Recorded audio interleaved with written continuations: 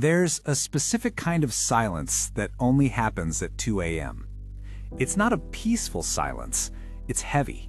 It's the kind of silence where your thoughts don't just drift, they echo.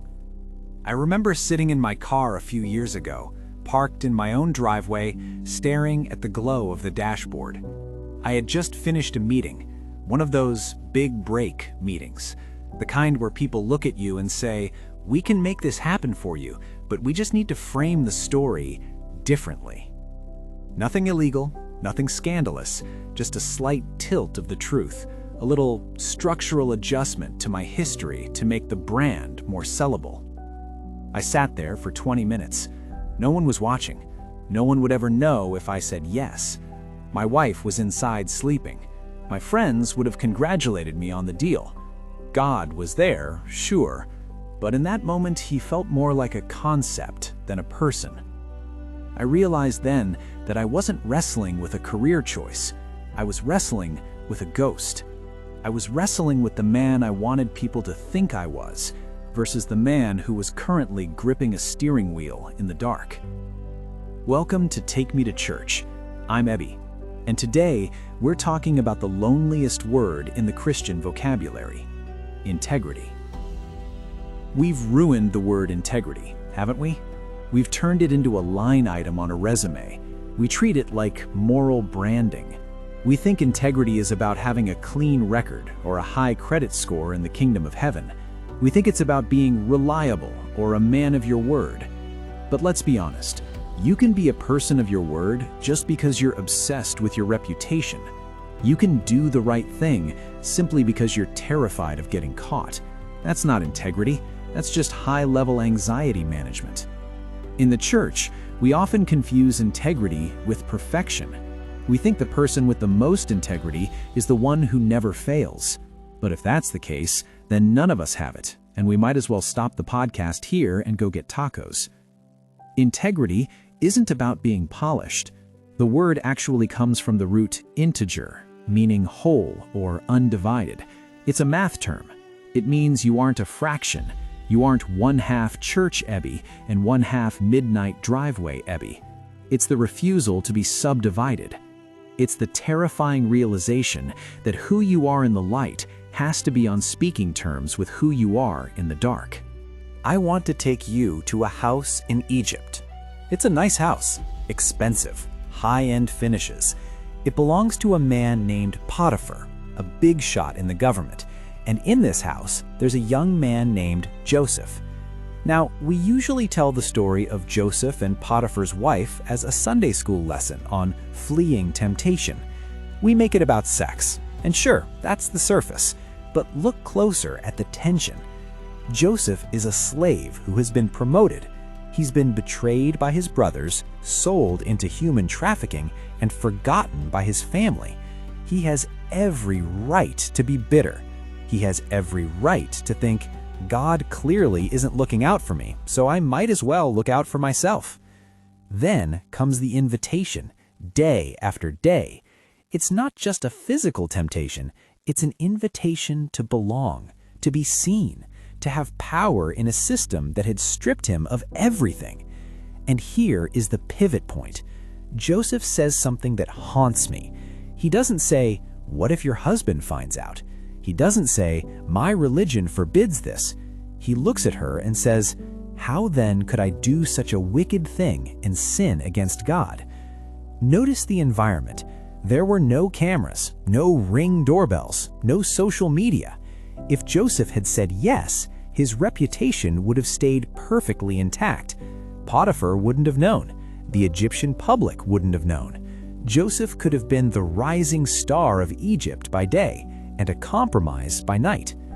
Integrity for Joseph was an act of extreme loneliness. It was a private decision that on paper actually ruined his life. He chose integrity and ended up in a dungeon. Let that sink in. We're taught that honesty is the best policy because it leads to success. But biblical integrity is often the worst policy for your career. It cost Joseph his freedom. It cost Daniel a night in a lion's den. It cost Shadrach, Meshach, and Abednego a trip to the furnace. Integrity is what happens when you decide that your alignment with God is more important than your comfort in the world. I think of a friend of mine. Let's call her Sarah. Sarah worked in mid-level management for a tech firm. Her boss asked her to massage some data for a quarterly report, just a few decimal points. "Everyone does it," he said. "It's for the good of the team.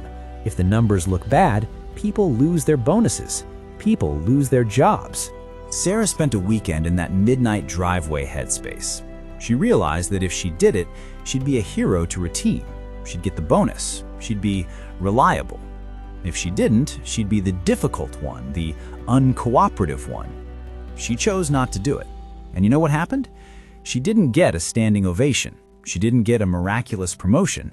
She got sidelined. She was passed over for the next 2 cycles. She told me later, "Ebby, the hardest part wasn't losing the money, it was the silence. It was knowing that I did the right thing, and it felt like a funeral." That is the raw, unwashed face of integrity. It's the willingness to let your image die so that your soul can breathe. If you're listening to this and you feel that tension in your chest, that little knot that forms when you think about that one area of your life where the math doesn't add up, I want to offer you 3 things to chew on. First, integrity is not about perfection, it's about transparency with God. The opposite of integrity isn't sinning, it's hiding. David was a man after God's own heart, not because he didn't fail, he failed spectacularly, but because when he was confronted, he stopped the spin, he stopped the PR campaign. He got nakedly honest before God. You can't be whole if you're keeping 10% of your heart in a locked drawer. Second, integrity feels like loss before it feels like reward.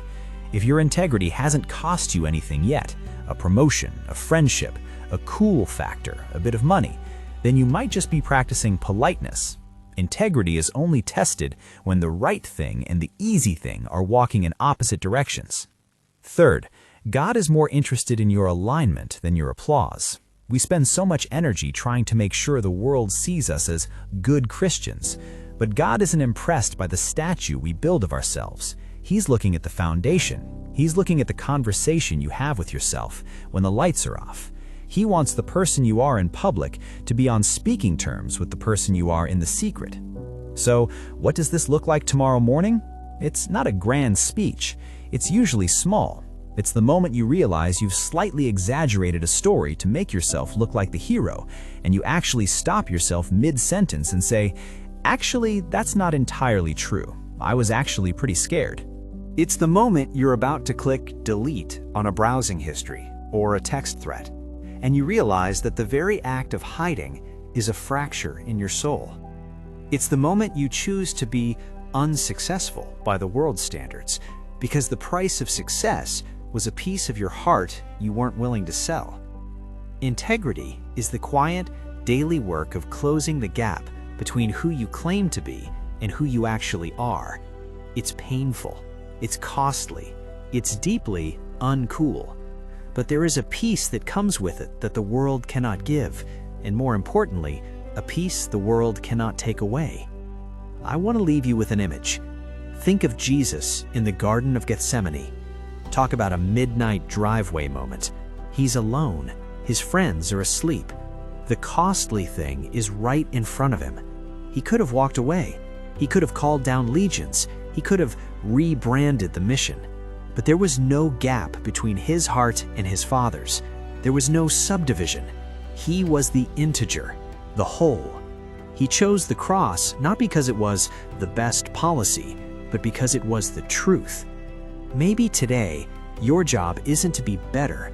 Maybe your job is just to be one thing, to stop the split, to bring that hidden part of yourself out into the light and say, "Lord, here it is, all of it." Integrity isn't a mountain you climb so people can see you at the top. It's a valley you walk through so you can finally be yourself. Go in peace. I'll talk to you next week.